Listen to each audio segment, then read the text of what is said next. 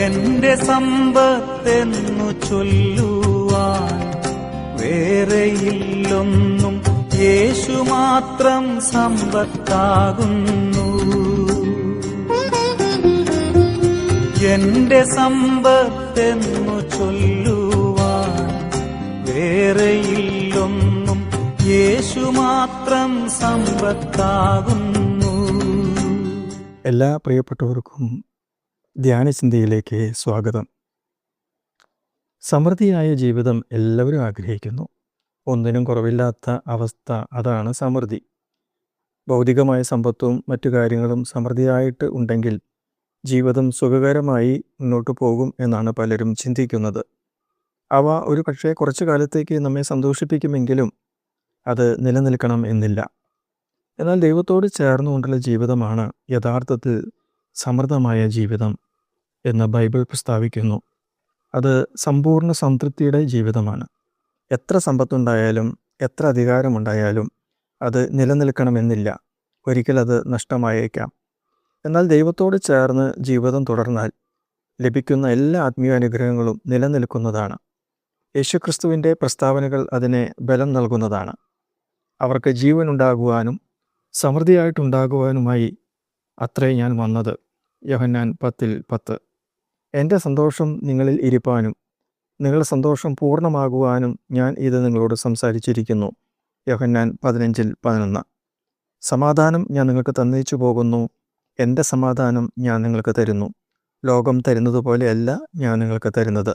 നിങ്ങളുടെ ഹൃദയം കലങ്ങരുത്, ഭ്രമിക്കുകയുമരുത്. യോഹന്നാൻ 14:27. ലോകം തരുന്ന സന്തോഷവും സമാധാനവും താൽക്കാലികമാണെന്നാണ് ക്രിസ്തു പറഞ്ഞതിൻ്റെ സാരം. പ്രശ്നങ്ങളും പ്രതിസന്ധികളും വരുമ്പോൾ ദൈവത്തോട് ചേർന്ന് നിൽക്കേണ്ടത് ആവശ്യമാണ്. സ്വയപരിശ്രമത്താൽ ഒന്നും നടക്കുകയില്ല. വിശ്വാസത്താൽ ദൈവത്തിൽ ആശ്രയിക്കുമ്പോൾ സന്തോഷവും സമാധാനവും കൊണ്ട് നമ്മുടെ ഹൃദയം നിറയും.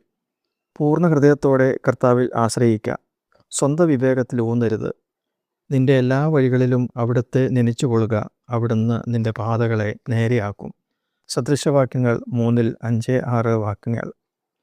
നമ്മെ ശരിയായ പാതയിൽ നയിക്കാനുള്ള പദ്ധതി ദൈവത്തിനുണ്ട്. നമ്മെ തന്നെ ദൈവഹിതത്തിനായി സമർപ്പിക്കുവാൻ കഴിയണം. ജീവൻ്റെ വഴി അവിടുന്ന് എനിക്ക് കാണിച്ചു തരും. അവിടുത്തെ സന്നിധിയിൽ സന്തോഷ പരിപൂർണതയും അവിടുത്തെ വലത്തുഭാഗത്ത് എന്നും പ്രമോദങ്ങളും ഉണ്ട് എന്ന് സങ്കീർത്തനകാരൻ പറയുന്നു. സങ്കീർത്തനങ്ങൾ 16:11. നന്മയും പ്രസാദവും പൂർണ്ണതയുമുള്ളതാണ് ദൈവത്തിൻ്റെ ഹിതം. അത് തിരിച്ചറിയാൻ നമുക്ക് കഴിയണം. ദൈവത്തെ കണ്ടെത്തുവാൻ ആർക്കും അധിക ദൂരം സഞ്ചരിക്കേണ്ടതില്ല. അവിടുന്ന് നമ്മുടെ സമീപത്തുണ്ട്. ദൈവിക നീതിയും ദൈവിക ഭരണവും നാം ആഗ്രഹിക്കുന്നുവെങ്കിൽ ആദ്യം അതുതന്നെ അന്വേഷിക്കുക. അന്വേഷിച്ചാൽ കണ്ടെത്തും എന്നാണല്ലോ ദൈവത്തിൻ്റെ വചനം പറയുന്നത്.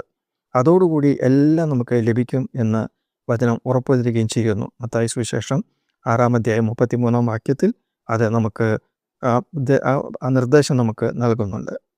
നമ്മുടെ ആവശ്യങ്ങളും ബുദ്ധിമുട്ടുകളും നന്ദി നിറഞ്ഞ ഹൃദയത്തോടെ ദൈവത്തോട് അറിയിക്കുമെങ്കിൽ ദൈവസമാധാനത്താൽ നമ്മുടെ ഹൃദയം നിറയും. ഫിലിപ്പിയർ 4:7.